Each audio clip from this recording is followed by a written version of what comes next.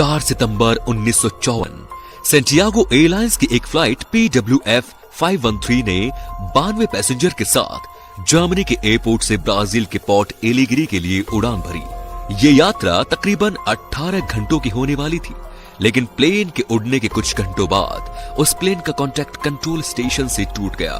उसके बाद कई दिनों तक कांटेक्ट करने की कोशिश की गई, लेकिन इस प्लेन से कांटेक्ट दोबारा नहीं हो पाया। ऐसा लग रहा था जैसे वो प्लेन बादलों में ही कहीं गायब हो गया।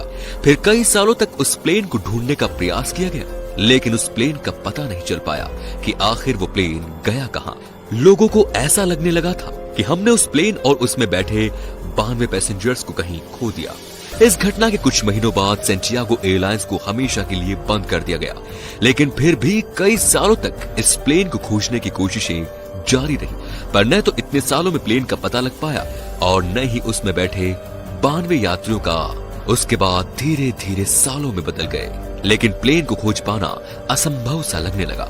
लेकिन फिर एक दिन अचानक इस घटना के ठीक 35 साल बाद 12 अक्टूबर 1989 को पोर्ट एलिगरी के रडार में एक अननोन प्लेन देखा गया, जो कि काफी तेजी से एयरपोर्ट के रनवे की तरफ बढ़ रहा था। और जब वो प्लेन लैंड हुआ तो उसे देखकर वहां के ट्रैफिक कंट्रोल में बैठे लोगों के होश उड़ गए। और उसकी वजह ये थी कि वो प्लेन सैंटियागो एयरलाइंस की थी, जो कि 35 साल पहले बंद हो गई थी।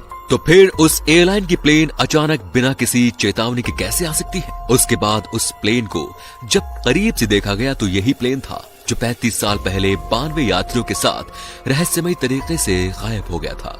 ये सब देख वहां मौजूद लोगों को कुछ भी समझ में नहीं आ रहा था कि आखिर ये सब हो क्या रहा है। ये तो कुछ नहीं, अब जो मैं आपको बताऊंगा वो तो जानकर आपके भी रोंगटे खड़े हो जाएंगे। एयरपोर्ट ट्रैफिक कंट्रोल ने उस प्लेन के कैप्टन से कांटेक्ट करने की काफी कोशिश की, लेकिन कैप्टन का जवाब न मिलने पर एयरपोर्ट अथॉरिटी ने अंदर जाने का फैसला किया। फिर प्लेन के दरवाजे को किसी तरह खोलकर वे अंदर पहुंचे। उसके बाद उन लोगों ने जो देखा वो देखकर उनके पैरों तले जमीन खिसक गई, क्योंकि प्लेन में इंसानों की जगह इंसानी कंकाल मौजूद थे, जो कि अपनी अपनी सीटों पर सीट बेल्ट से बंधे हुए थे।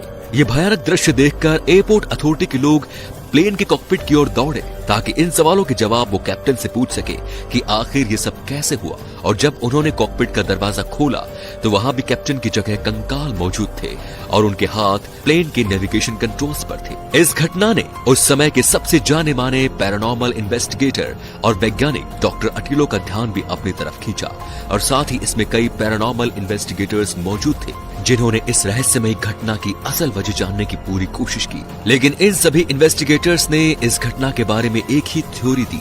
उन्होंने बताया कि शायद फ्लाइट 513 किसी तरह के टाइम बम्बल में एंटर कर गई और सन 1989 में आ पहुंची। लेकिन इन लोगों द्वारा दी गई थ्योरी भी इस बात का जवाब नहीं दे पाए कि आखिर पायलट के कंकाल ने प्लेन को सही तरीके से लैंड कैसे कराया, जिस वजह से ये रहस्य आज तक नहीं सुलझ पाया।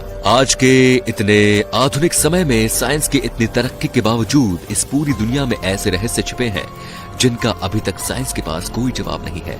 तो दोस्तों, इस वीडियो को लेके आपके मन में क्या विचार हैं हमें कमेंट में जरूर बताएं, और वीडियो पसंद आया हो तो शेयर जरूर करें। धन्यवाद। डाउनलोड मौज।